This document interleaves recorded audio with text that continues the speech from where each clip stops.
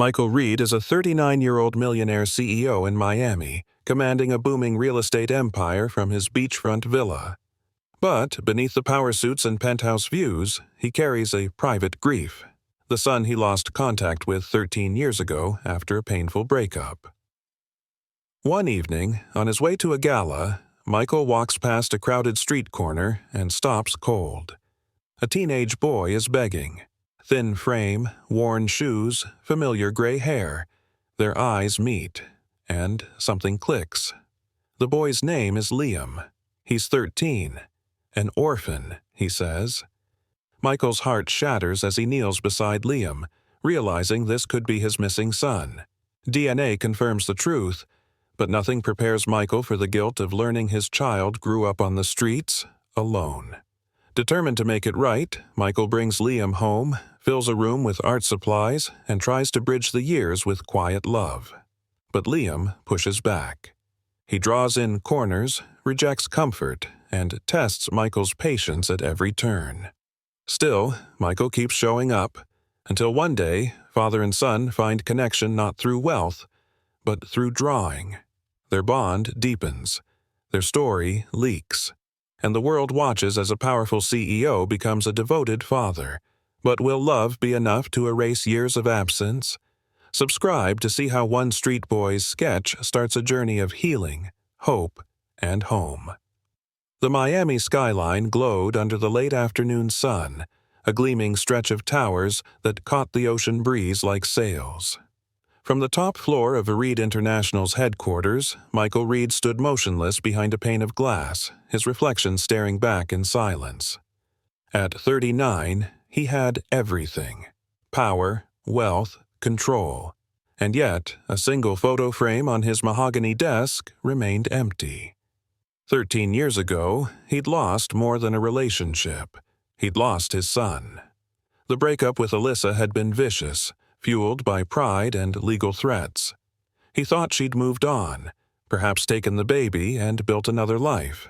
But when the court denied him visitation, citing her relocation and privacy rights, Michael had buried it all, until now. His assistant's voice crackled through the intercom. "Mr. Reed, your car's waiting. The gala starts at 6. "Thank you, Gina." He grabbed his jacket, his expression unreadable. Traffic buzzed as Michael stepped out of the Escalade onto Biscayne Boulevard. The gala was just 3 blocks away. As he walked, dressed in a tailored navy suit, his polished shoes met the uneven pavement of an old corner he hadn't passed in years. That's when he saw him.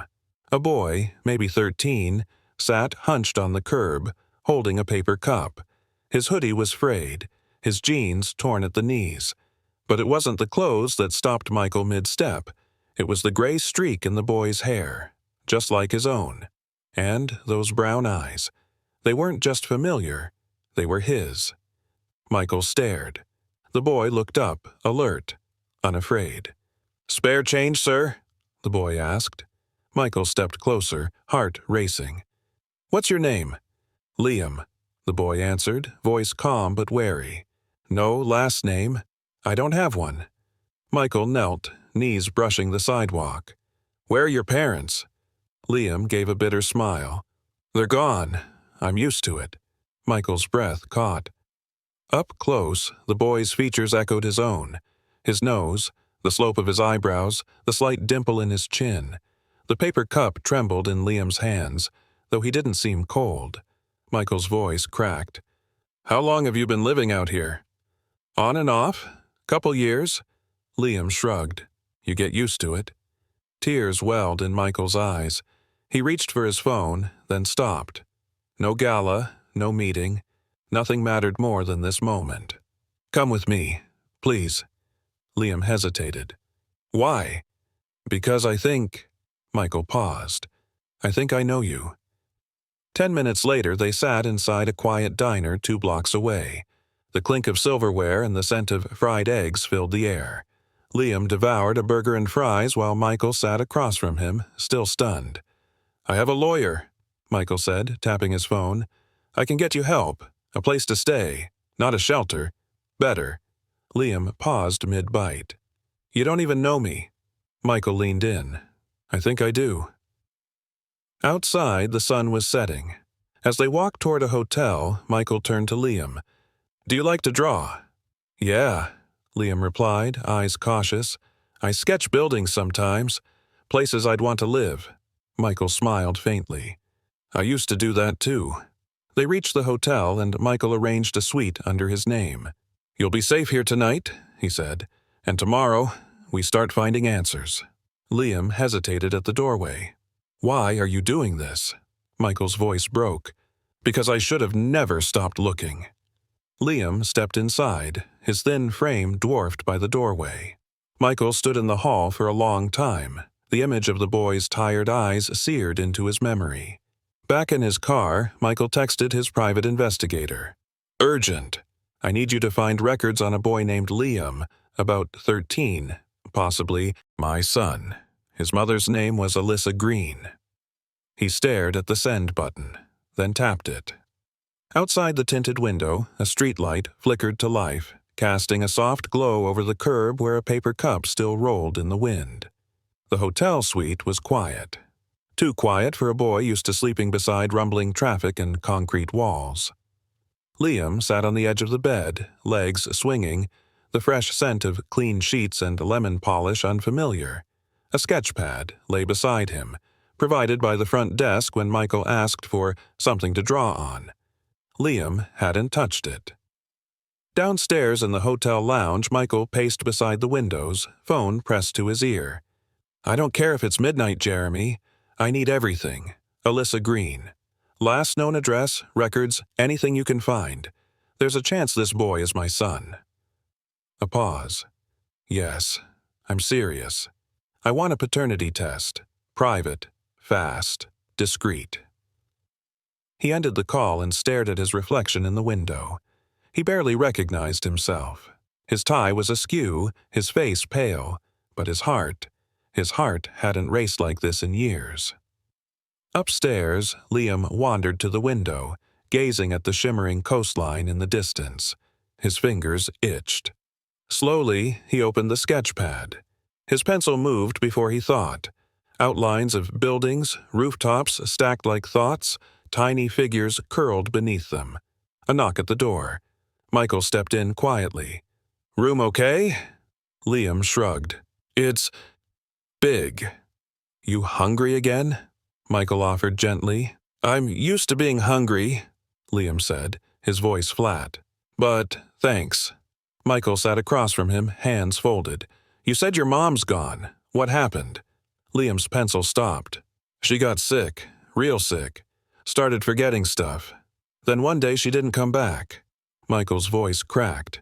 "Did you know her name was Alyssa Green?" Liam blinked. "Yeah.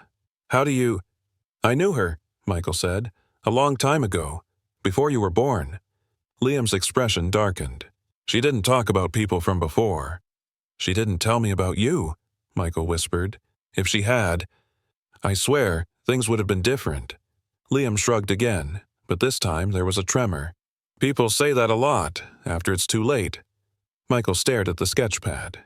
"You draw?" "Helps me think. Can I see?" Liam hesitated, then turned the pad toward him.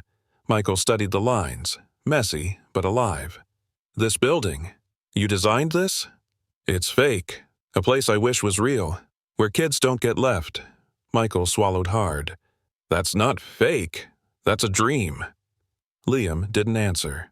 "I used to draw buildings too," Michael said, his voice softer now, "before I started chasing deadlines and investors. I forgot what it felt like." The boy looked up, unsure. Michael leaned forward. "If this test comes back and proves what I already feel, I want to be in your life, Liam. Not because I feel guilty, because I missed too much already." Liam picked at a loose thread on his sleeve. "You don't even know me." "I know what it feels like to be alone," Michael said, "and I know I don't want you to feel that anymore." For a long moment, neither spoke. Then Liam reached into his backpack and pulled out something worn, a crumpled, weathered Polaroid of a woman with tired eyes holding a newborn wrapped in a hospital blanket. "She told me this was all she had left of the day I was born," Liam said. "She never said your name." Michael took the photo, hands trembling. It was her, and that was him, just out of frame, cropped away. The same shirt, the same hospital bracelet. His signature was faint on the birth form in the corner, a forgotten memory, buried by pain. Michael looked up, eyes wet. "Liam." "That's me. I was there. I didn't know. She never told me." Liam's voice was barely a whisper. "She said you left." Michael shook his head slowly. "I never even got the chance to stay." They sat in silence. Then Michael placed the photo on the table, gently smoothed the edges, and said, This isn't the end of the story. It's the beginning." Liam looked away, but his voice cracked just enough to show he was listening. "We'll see." The next morning broke with a restless sky. Pale gray clouds hovered above Miami's skyline, casting soft shadows over the glass buildings that lined Biscayne Bay. Inside the hotel suite, Liam sat on the floor by the window, pencil in hand. He wasn't drawing skyscrapers today, just eyes. One pair, repeated over and over, his own and Michael's. A knock at the door broke the silence. Michael entered, holding 2 paper cups of hot cocoa. "Figured you could use something warm." Liam accepted it without a word. Michael sat beside him on the carpet, loosening his tie. "Didn't sleep much either." Liam glanced sideways. "You look tired." Michael gave a soft chuckle. "You don't sugarcoat anything, huh?" Liam shrugged. "Sugar's expensive." The weight of that sentence pressed into Michael's chest. He cleared his throat. "I called a doctor, not because anything's wrong, just a checkup. You've been through a lot." Liam raised an eyebrow. "I'm fine." "I know you say that," Michael said, "but it's been cold out there. You deserve more than just surviving." Liam turned away, voice low. "I'm used to people feeling sorry. They buy me stuff, then leave." Michael's hand tightened around the cocoa. "I'm not leaving." Liam didn't reply. Later that afternoon, a private nurse arrived. Michael kept his distance at first, letting Liam make his own decisions. To everyone's surprise, Liam agreed, on one condition. "No needles," he said, crossing his arms. "Deal." Michael nodded. While Liam was with the nurse, Michael's phone buzzed. "Jeremy, private investigator. You need to see this." Attached was a scanned document. Hospital intake forms from over a decade ago. Alyssa Green, admitted for postpartum complications. No father listed, but a handwritten note in the margin caught Michael's eye. "He doesn't want us. Don't contact." Michael sank into the hotel chair. The words cut deep, not because he believed them, but because she had. Alyssa had convinced herself of a lie, and Liam paid the price. Another message followed. "Jeremy, DNA lab confirms it. Liam is your biological son." Michael's breath hitched. For a long moment, he couldn't move. That evening, as they rode the elevator down to the lobby, Michael turned to Liam. "How would you feel about staying somewhere quieter? Not a hotel." Liam narrowed his eyes. "Like where?" "My home," Michael said carefully. "Just for a while. There's space. A lot of light. You could draw, or just be." Liam didn't say yes, but he didn't say no either. As they exited the hotel, the city buzzed with life. Across the street, neon signs flickered over a food truck. A man in a suit checked his watch. A child played with a paper airplane near the curb. Liam stopped suddenly. Michael followed his gaze. The boy with the paper airplane reminded Liam of someone, himself. Alone, unnoticed, paper in hand. Liam pulled something from his jacket. A sketch. The building he'd drawn the night before. "It's where I go in my head when I'm scared," he said softly. "There's always a window open. Nobody locks the door." Michael took the drawing gently. "Then maybe that's where we start."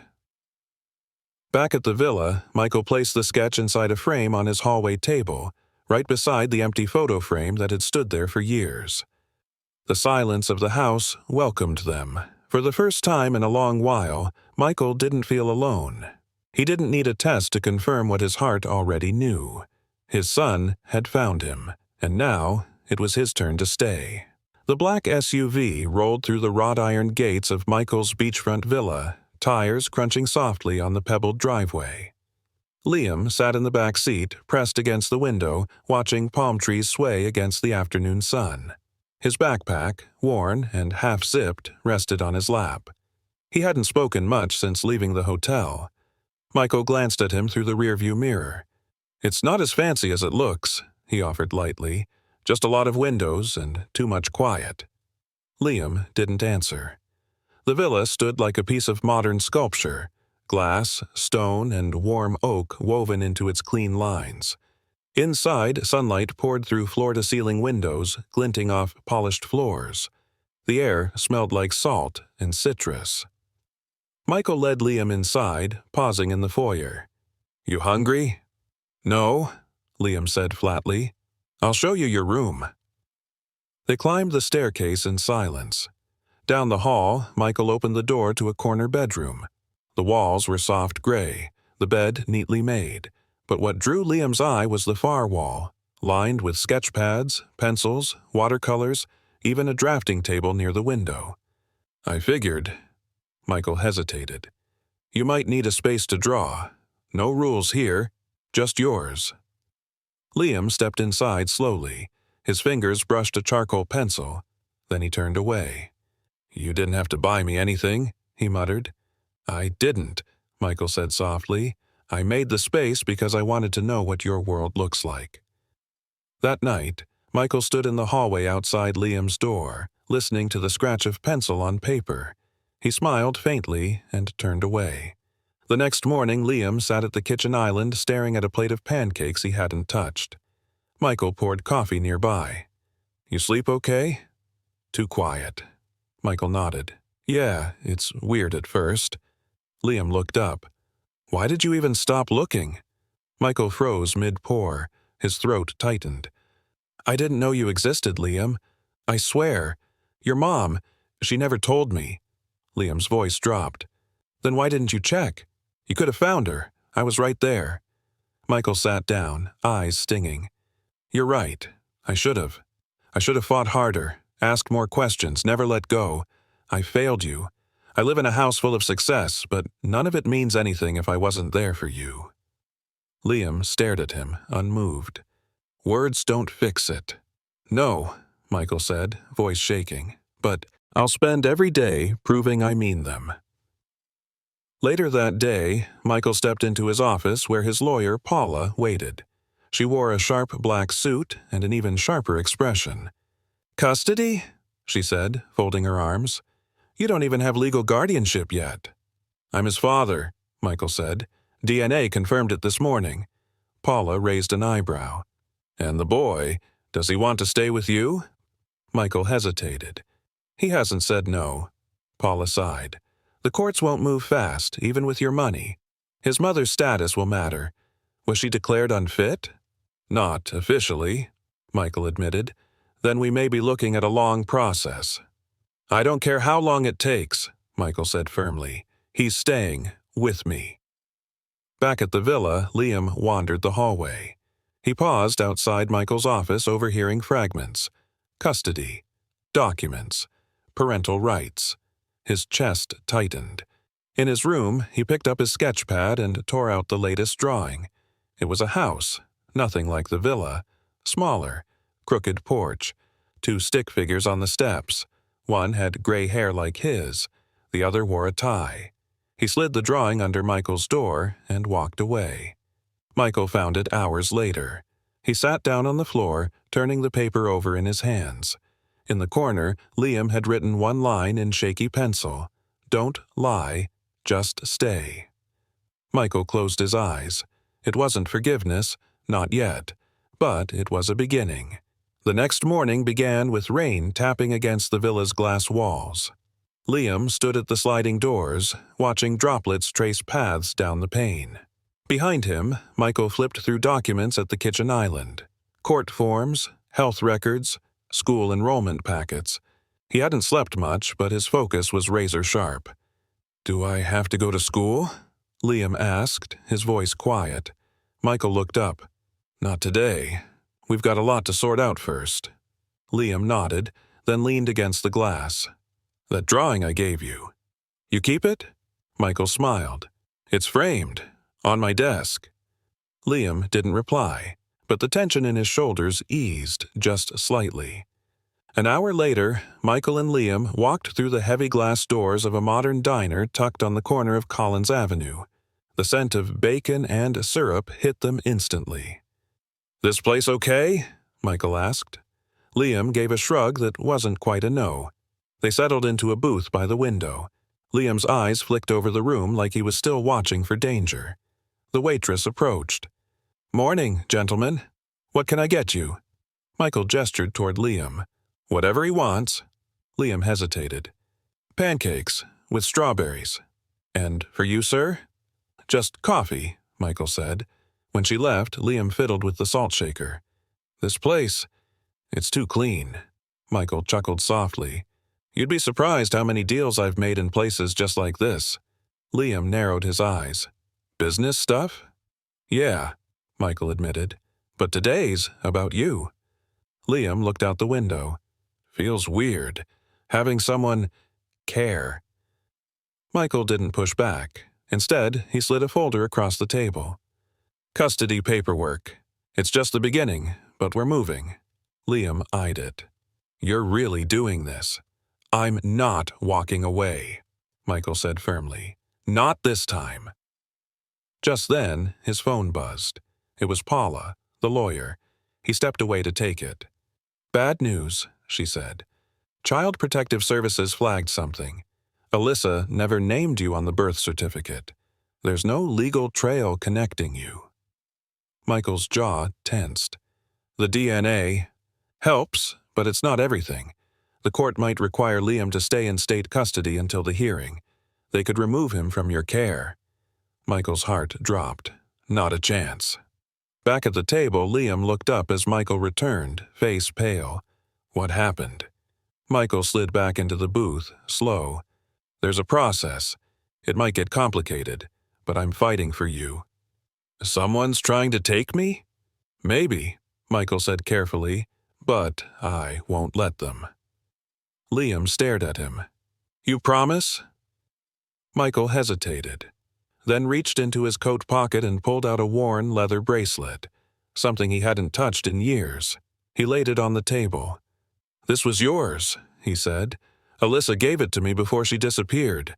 I kept it all these years. Didn't even know why." Liam picked it up slowly. The leather was cracked, the clasp dull, but on the inside faint etching remained. Liam, 09/28/2010. His birthday. Michael swallowed. "I didn't know you were out there, but this... I kept it because something told me you mattered, even when I didn't know your name." Liam clenched the bracelet in his hand. "Okay." "Okay?" Michael asked. "You can fight," Liam said. "But I fight too." Michael smiled. "Deal." They finished their meal in silence, but something between them had shifted. By that afternoon, Michael had booked a suite at a private extended-stay hotel near the courthouse, somewhere temporary but safe until the legal battle was settled. He didn't want Liam caught in another system. That night, back at the villa, Liam sat at his drawing table and sketched two hands, one big, one small, reaching for the same thread of rope. He didn't say a word when Michael passed behind him, but he didn't hide the sketch either. It stayed on the table all night, a symbol of two lives finally trying to pull each other back. The villa was silent except for the rain tapping gently against the skylight. Michael sat in his home office, a manila envelope in his lap. It was thick, stuffed with old records, handwritten notes, and photos he never knew existed. The results from the investigator had arrived that morning. He opened the folder slowly. Alyssa's hospital intake forms, doctor's notes, mental health assessments dated 3 years after Liam's birth, diagnoses scrawled in black ink, severe postpartum depression, followed by episodes of delusion. The final document broke him. Subject fears the child's father would reject them both, advised not to reach out, believes abandonment is inevitable. Michael stared at those words, numb. She didn't even give me a chance, he whispered. In the hallway, Liam's footsteps echoed. Michael called out, "Can I show you something?" Liam peeked into the office, arms crossed. "Is it another lawyer?" "No," Michael said, voice softer now. "It's about your mom." Liam hesitated, then stepped in. Michael handed him a page from the folder. "I thought she kept you from me out of spite, but she was sick and scared." Liam stared at the page, lips pressed tight. "She never stopped loving you," Michael said. "She just thought I wouldn't." For a long moment, Liam said nothing. Then, "She used to hum when she made instant noodles, said it helped her remember better days." Michael blinked back tears. "She used to do the same thing when we were in college." They sat in silence until Liam folded the paper and tucked it into his hoodie pocket. "I guess we both missed things." That evening, Michael stood at the easel in Liam's room, sketching quietly. Liam watched from the corner, curled in a beanbag chair, notebook in his lap. "What's that supposed to be?" Liam asked. Michael tilted the pad. "An old house I grew up in. Cracked porch, shaky steps, but it felt like home back then." Liam smirked. "Looks like it's leaning." Michael chuckled. "It was. You should have seen how many times I fell off those stairs." Liam's pencil scratched on paper. "You ever think she lied because she didn't believe people stayed?" Michael glanced over. "Maybe. Or maybe she wanted to protect you from being let down." "Didn't work," Liam muttered. Michael didn't deny it. "But we can build something different now." Liam flipped his sketchpad toward him. It was a rough outline of two houses. One modern, glass-lined like the villa, the other smaller and uneven. But they were connected by a winding path lined with trees. "Yours and mine," Liam said, voice just above a whisper. "They don't have to match, just touch." Michael stared at the drawing. "It's perfect." Later that night, Michael returned to the office, one more phone call to make. "Jeremy," he said into the receiver, "can you find out where Alyssa's buried?" There was a pause, then, "Found it. Small community lot in Opaloka, not maintained, not even a headstone." Michael's jaw clenched. "That's going to change." The next morning he drove Liam out to the site. The cemetery was quiet, overgrown, patches of wildflowers scattered between faded stones. Michael carried a bouquet. Liam carried the photo of Alyssa holding him as a baby. They stopped at the unmarked plot. "This is it," Michael said gently. Liam knelt and placed the photo in the grass. "I'm sorry I was mad at you, Mom." Michael placed the flowers down beside it. "And I'm sorry I didn't find you both sooner." Liam stood and looked at him. "Can we get her a marker with something nice on it?" Michael nodded. "We'll design it together."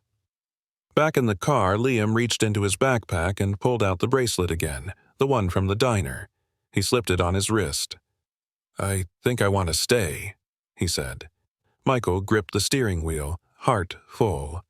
"Then we'll build something real, one piece at a time." The villa felt warmer now, as if something had shifted in its very walls.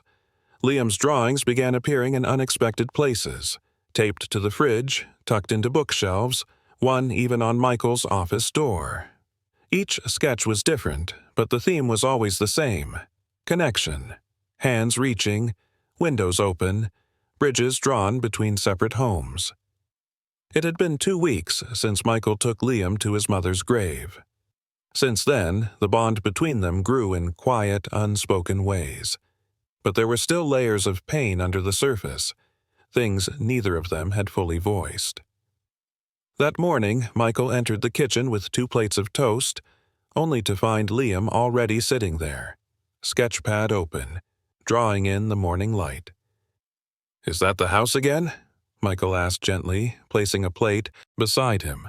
"Kind of," Liam muttered. "It's like a mix now, yours and mine." Michael peered over his shoulder. One wing of the house was glass and modern, the other wood and slanted. But the roof tied it together, a curved line like a sheltering arm. "It's beautiful," Michael whispered. Before Liam could respond, Michael's phone buzzed. Paula, Lawyer. Call me. Urgent. He excused himself and stepped into the hallway. Talk to me, he said. We've got trouble, Paula replied. The state filed an emergency motion. They're claiming your environment may not be emotionally stable for Liam due to the sudden transition in media attention. Michael's heart pounded. They're trying to take him? They want a hearing, tomorrow. And yes, they may push to place him in temporary care until the process settles. No, Michael said firmly. Absolutely not. Back in the kitchen, Liam looked up as Michael re-entered. That didn't sound good. Michael hesitated, then pulled out a chair across from him. There's going to be a court hearing. They're questioning if I can give you what you need. Emotionally, legally. Liam scoffed. You've done more for me in 2 weeks than anyone else in 13 years. Michael swallowed hard. Then I need you to be honest with the judge tomorrow. About what you want. Liam looked down. They gonna let me choose? They should, Michael said softly, but we'll go together, and I won't leave your side. The next day, the courtroom was small, just a family division chamber tucked in the county building. The judge, a woman in her 60s with sharp eyes and tired hands, looked over the file. Liam sat beside Michael, dressed in jeans and a clean hoodie, one of his own drawings folded in his pocket. A social worker spoke first. We're concerned about the speed of the transition and the emotional impact on Liam, especially under public scrutiny. Michael stood. With all due respect, Your Honor, this isn't about press coverage.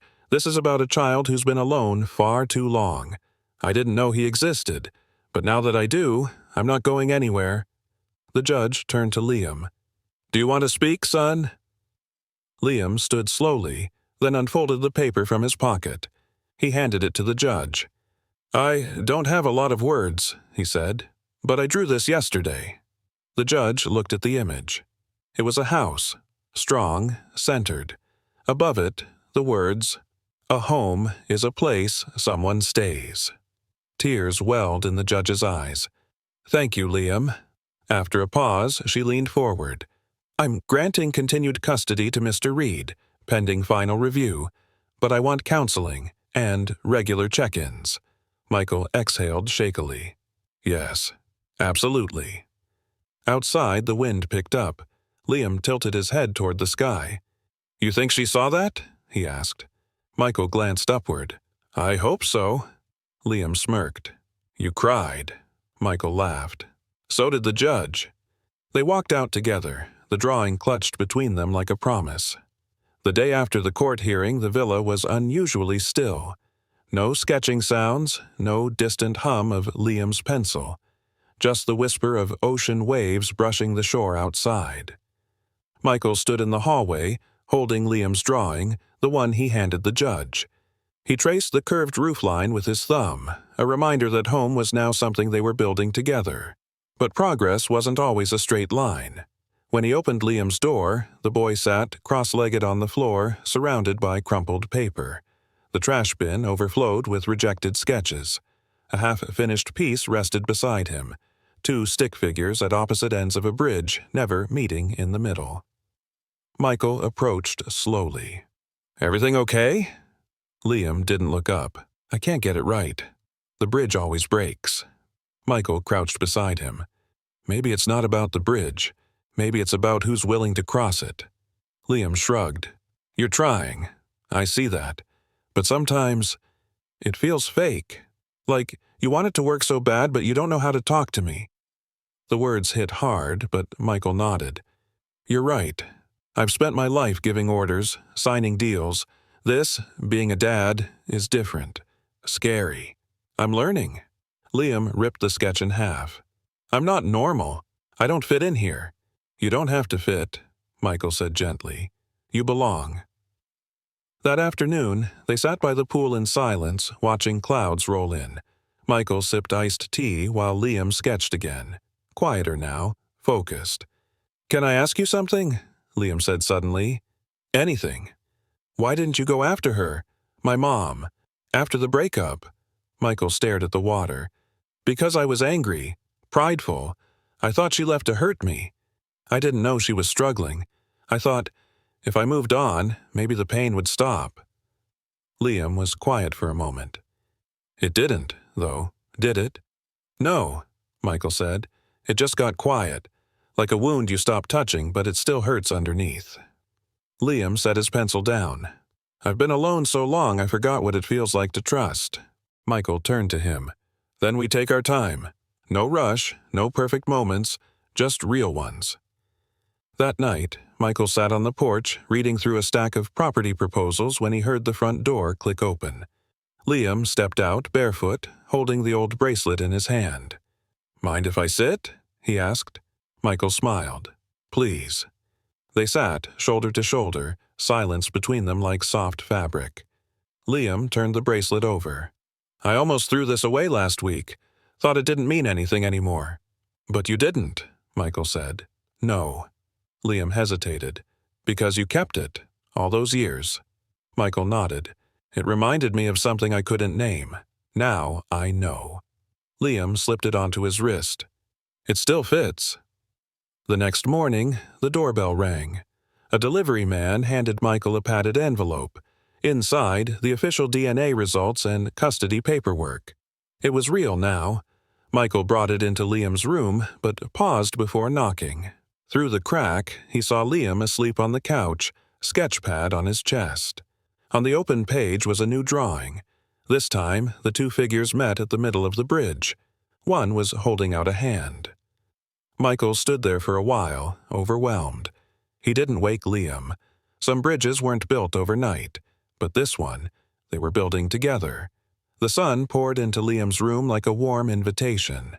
His walls, once bare, were now covered in sketches, homes with rounded rooftops, skylines bending into clouds, and bridges that actually connected. Michael peeked in with a knock. You hungry? Liam, sprawled across the floor with colored pencils scattered around him, looked up. Depends. You making eggs or calling the chef? Michael smirked. Neither. We're going out. Where? You'll see.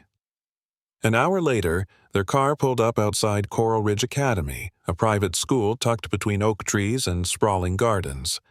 Kids were laughing on the lawn, some sketching on benches, others tossing frisbees. Liam's brow furrowed.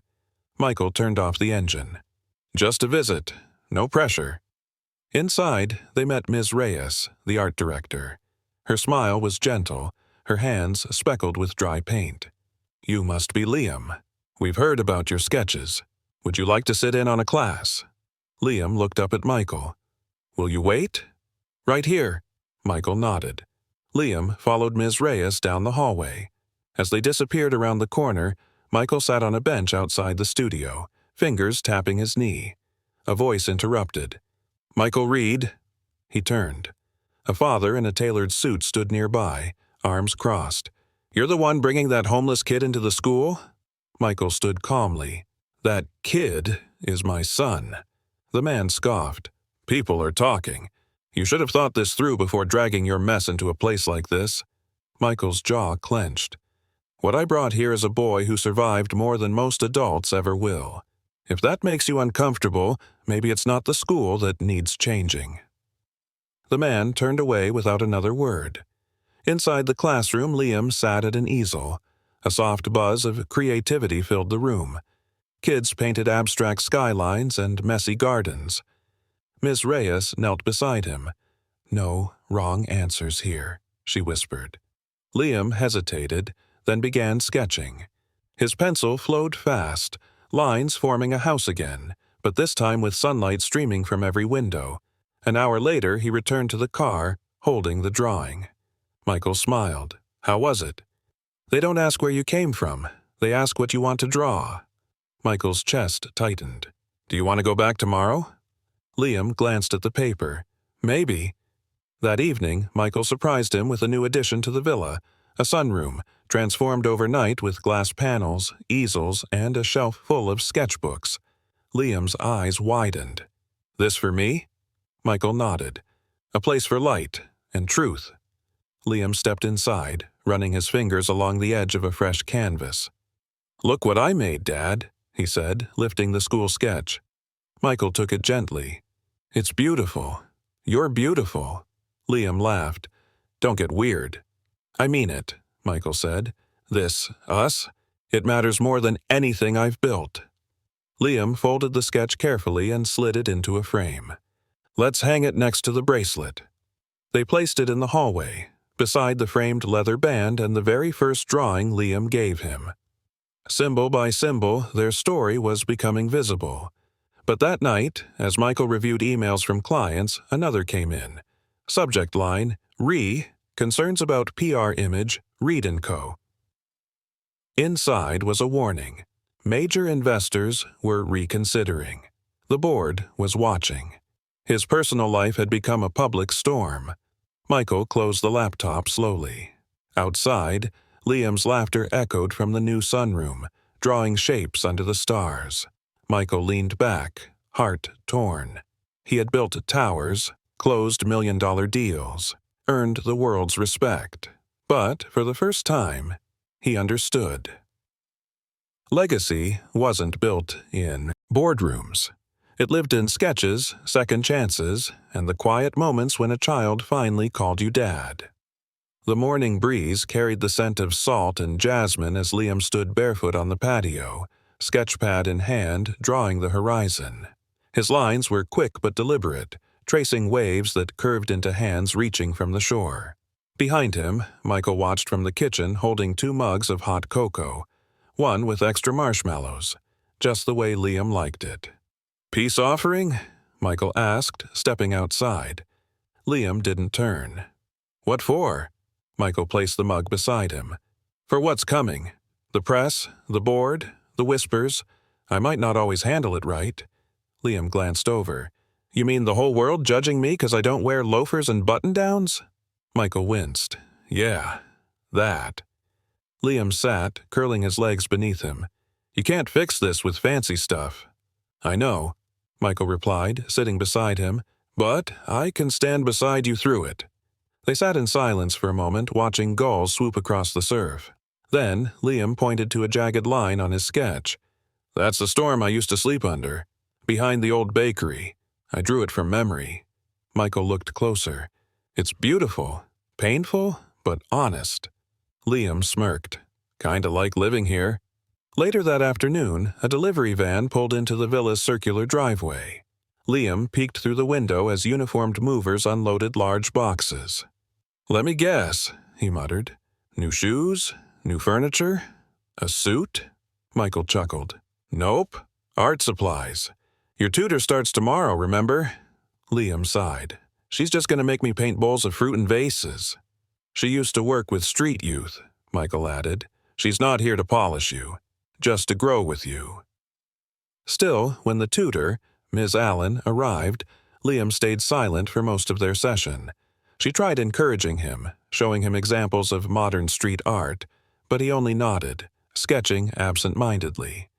The breakthrough came when she noticed the corner of one of his older drawings, 2 figures standing on rooftops, yelling across a city. She pointed. "They trying to hear each other?" Liam looked up. "They're not yelling. They're just loud, 'cause they're scared." Ms. Allen smiled softly. "That's real art." By evening, Liam had retreated to his room. Michael knocked, then let himself in gently. "You okay?"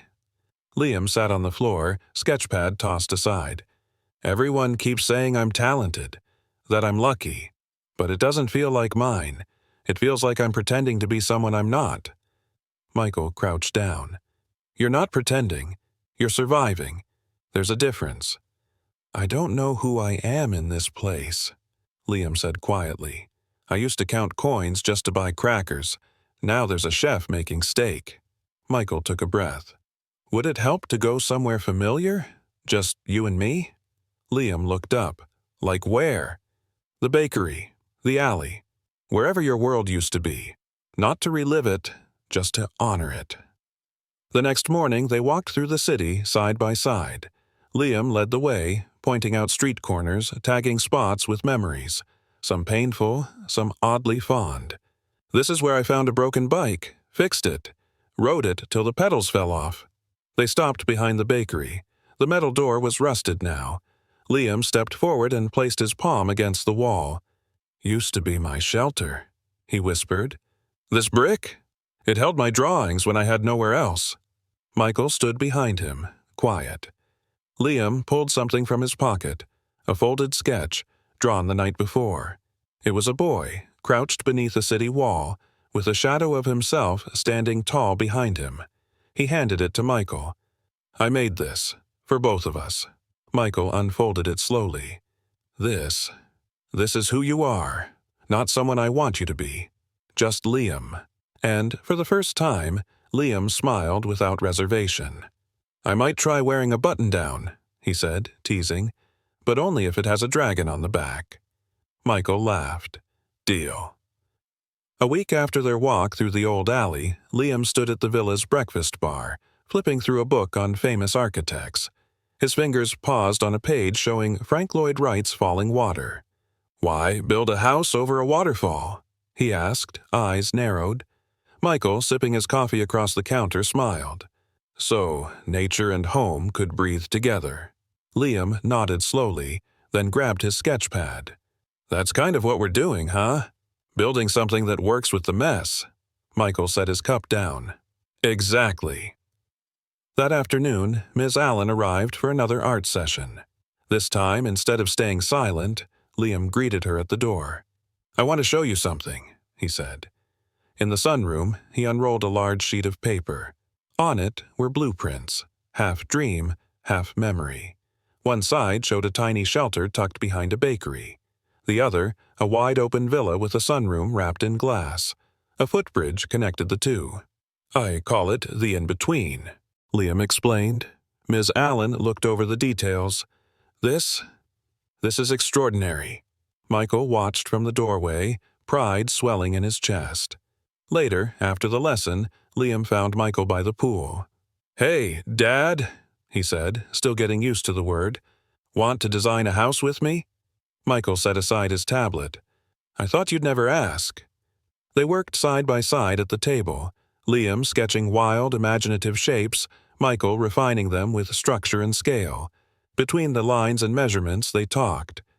Liam: "I used to draw houses I'd never live in." Michael: "And now?" Liam: "Now I draw them for us." The drawing became a ritual.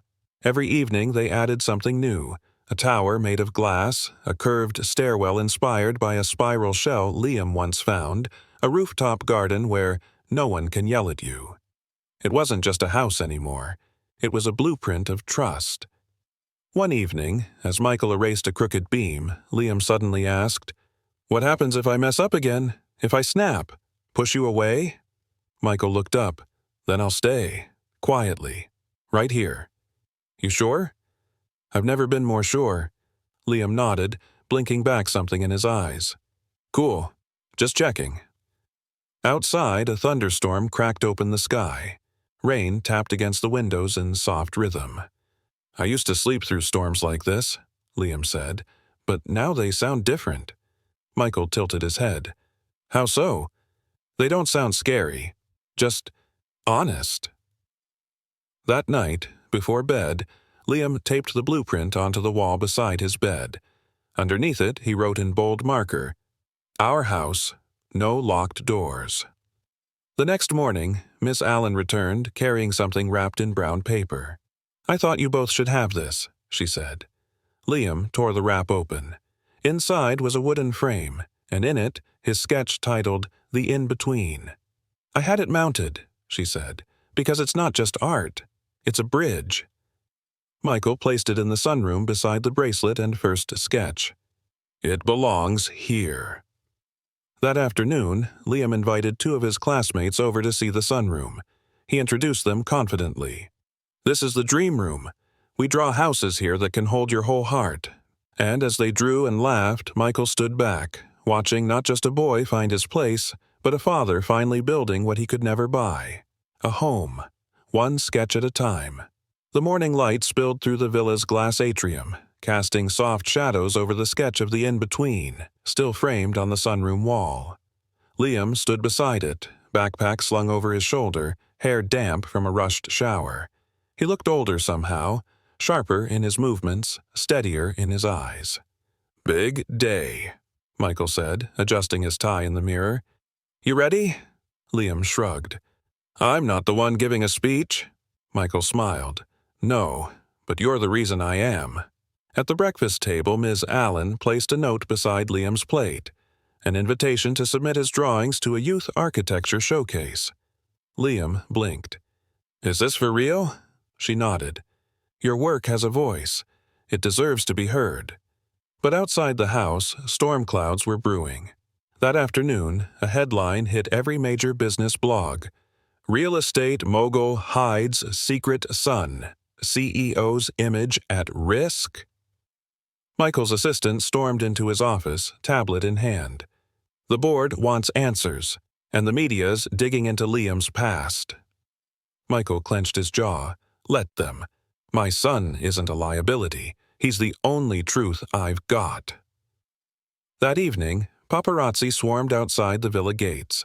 Camera flashes lit the sky like lightning. Inside, Liam curled on the couch, arms crossed. "They think I'm a stray dog you brought home to look noble." Michael sat beside him. "They're wrong.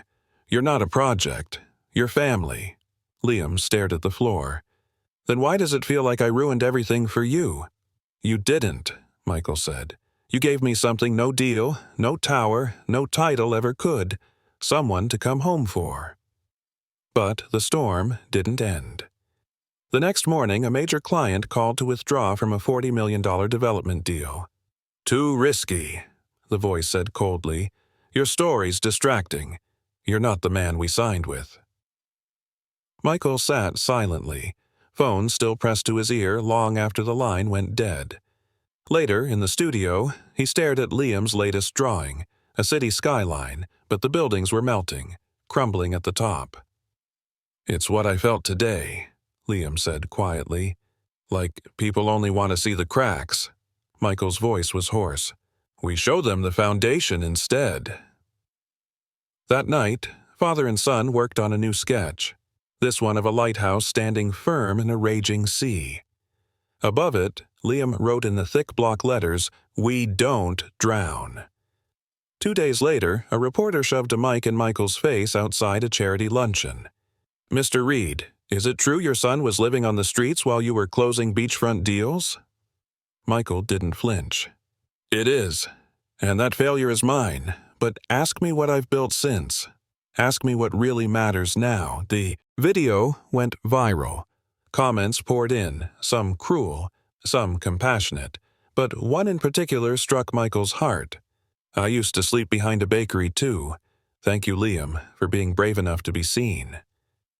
That night, Michael found Liam in the sunroom again. "I lost a contract today," he said, "but I gained something better." Liam raised an eyebrow. "Another sketch?" Michael shook his head. "A second chance. Not everyone gets one." Liam reached over, pulling a rolled paper from under the table. "Then, let's finish this one." He unrolled a full-color blueprint, half drawing, half dream, of a community center built from repurposed shipping containers, each room named after different values: trust, shelter, art, home. "You made this?" Michael whispered. "For kids like me," Liam said, "so they don't have to wait 13 years. Michael's voice broke. "Then let's build it. Together." And in that moment, amid the chaos, the cameras, and the cost, father and son began laying the foundation for something no scandal could shake. Legacy. Written in pencil. Built in love.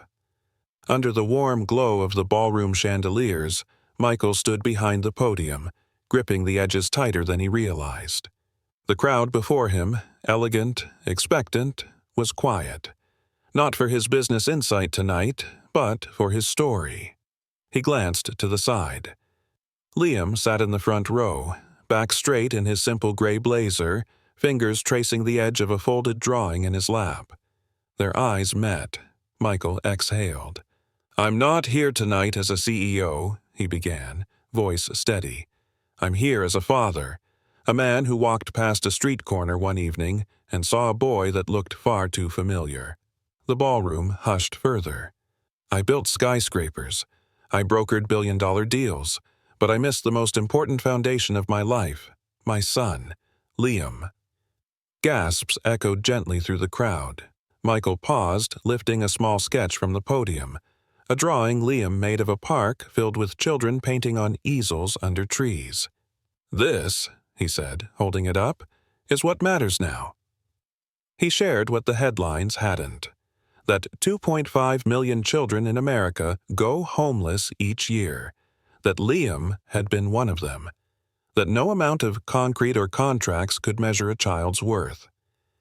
"I didn't rescue Liam," Michael said quietly. "He rescued me. He gave me purpose again, and now it's my turn to help others like him." A woman near the back dabbed at her eyes. A man in a tux nodded slowly, lips pressed tight.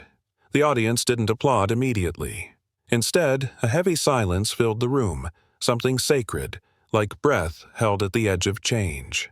Then someone stood, then another, until the whole room was on its feet. Michael stepped down. Liam stood too, gripping the drawing tighter now. Backstage, a man from a tech firm approached.